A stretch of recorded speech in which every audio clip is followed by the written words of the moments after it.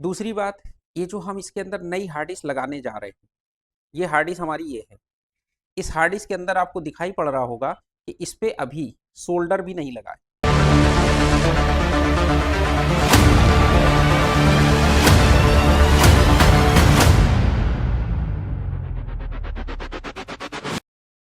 ये जो हमारी हार्ड डिस्क है, इस हार्ड डिस्क को हम डिटेक्ट हार्ड ड्राइव कर रहे हैं। तो देखिए यहाँ पर हार्ड डिस्क हमारी डिटेक्ट हो रही है। अभी हमने क्या किया, टेस्ट हार्ड ड्राइव किया कि मतलब हार्ड ड्राइव टेस्ट करने के मतलब इस सॉफ्टवेयर के अंदर जो फीचर दे रखा है उससे हमने टेस्ट हार्ड ड्राइव किया। तो इसके अंदर जो ब्लॉक्स हैं वो शो कर रहा है कि ये साइज के ब्लॉक्स हैं या कुछ है। लेकिन अगर हम इसकी इंफॉर्मेशन लेना चाहते हैं, जो हमारी हार्ड डिस्क होती है उसके इंटरनल वाईफाई मैक एड्रेस वगैरह सारा कुछ उसकी इन्फो होती है, हम इसको रीड करना चाहते हैं इसका डेटा। तो डेटा रीड करने के लिए कंपनी ने ऑप्शन दिया रीड इंफॉर्मेशन का। अगर ये अपनी इन्फो दे, अभी सिर्फ उसने अपना साइज शो किया है, लेकिन अभी क्या ये इन्फो यहाँ पर देखिए, इन्फो जो हम ले रहे हैं ऑपरेशन आर डन लिख के आ गया, मतलब ऑपरेशन ये नॉट डन है। मतलब कुल मिला के the hard disk has no underline partition, try again after brushing. तो कुल मिला के इस हार्ड डिस्क ने अपनी इंफॉर्मेशन दी नहीं दी, तो हम ये समझ जाते हैं कि अब ये हार्ड डिस्क हमारी बेकार हो गई है। अब हमको इस फोन के अंदर दूसरी हार्ड डिस्क ही लगानी पड़ेगी। बात समझ में आ गई कि नहीं आई?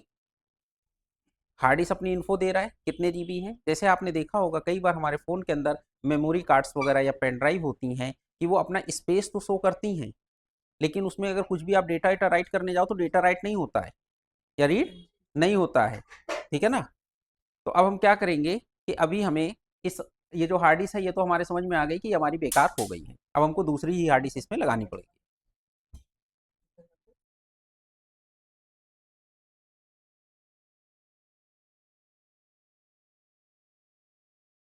ये देखिए, सब कुछ इरर आया, सब जगह पे इरर आ रहा है कि नहीं आ रहा है? बैड ब्लॉक्स दिखा रहा है।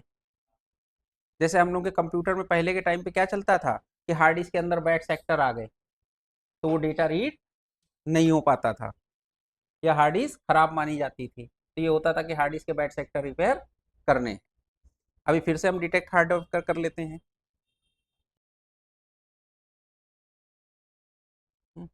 अभी देखिए यहाँ पर हमने क्या किया, इरेज पार्टीशन पे क्लिक किया। किस पे क्लिक किया? हाँ, ठीक। अभी क्या है कि यहाँ पर जो ऑप्शन दे रखा है read partition table and written partition table and boot information, जो इसकी इंफॉर्मेशन है वो बची रहे। क्या रहे? बची रहे। मतलब हम हार्ड डिस्क को जरूर इरेज कर रहे हैं, लेकिन जो इसकी पार्टीशन टेबल वगैरह है वो सब इसकी सेफ रहे। तो हम इसको ऑप्शन को ट्राई कर सकते हैं कि हो सकता है कि हमारी हार्ड डिस्क रिपेयर हो जाए और डेटा डिलीट ना हो।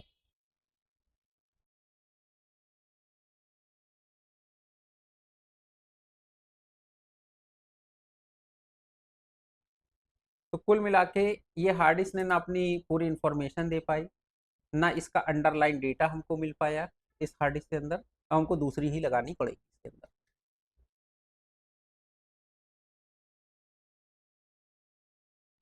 अभी हमने दूसरी हार्ड डिस्क देखिए लगा दी है 32 GB।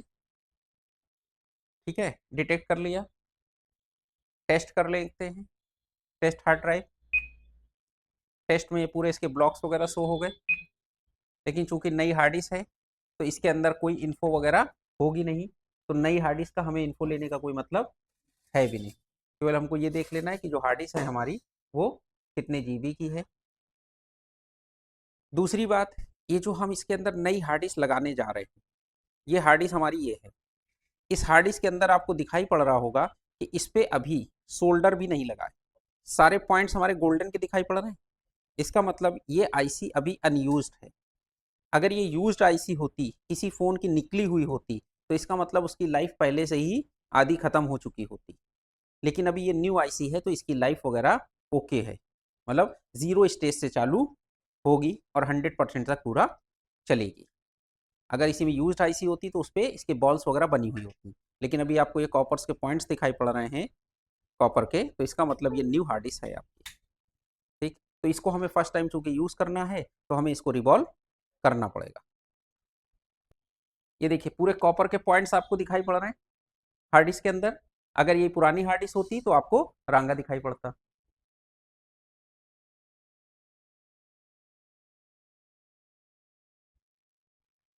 इसकी बॉलें आप देखिए कितनी बड़ी बड़ी बॉलें आपको दिखाई पड़ रही हैं। हमने स्टेंसिल्स के थ्रू इसके ऊपर सोल्डर लगा दिया और सोल्डर लगाने के बाद हीट कर देंगे, बॉल्स रिवॉल्व हो गई।